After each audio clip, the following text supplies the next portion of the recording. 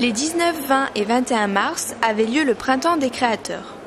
Pour cette nouvelle édition, les organisateurs ont souhaité rendre cet événement encore plus riche en regroupant les 3 pôles roubaisiens de création artistique, le quartier des créateurs, maison de mode et le musée La Piscine. Au cours du week-end, les visiteurs ont pu admirer les expositions, découvrir les nouvelles collections en flânant dans les boutiques de créateurs, assister à des ateliers ou encore faire le tour en calèche du quartier Jean Lebas où foisonnent les esprits créatifs. Alors Ariel, bonsoir. Aujourd'hui, on est au musée de la Piscine pour l'ouverture du Printemps des créateurs. J'aimerais que dans un premier temps, vous nous présentiez l'événement. Alors en fait, on avait déjà fait une première édition pour le Printemps des créateurs quand on avait inauguré le quartier des créateurs.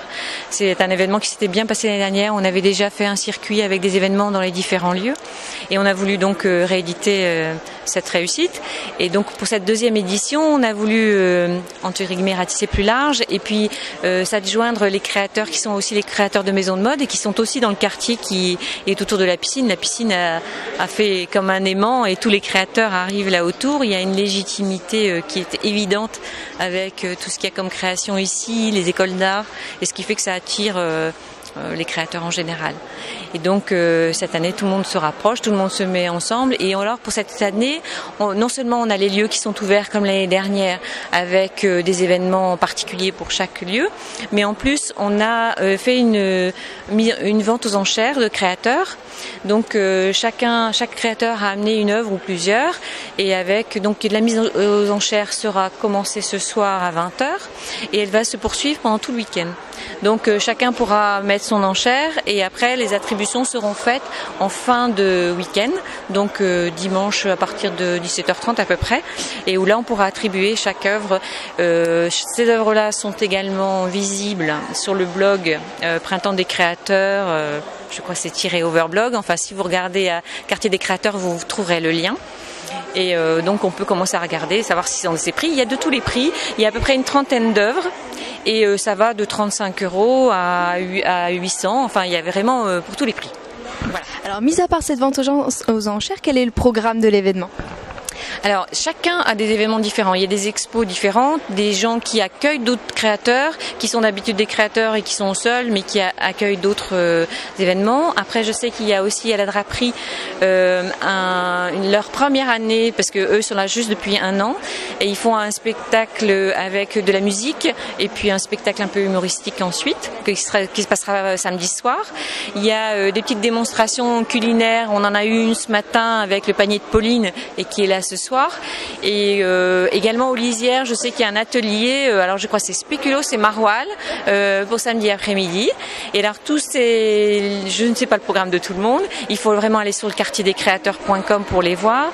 Et puis demain et dimanche, il y aura donc un attelage qui va faire le parcours et qui va guider les gens. Alors soit on est à pied, on a un petit carton avec un plan à suivre, soit on a un attelage et on s'installe et on attend que le cheval s'arrête et on découvre les lieux.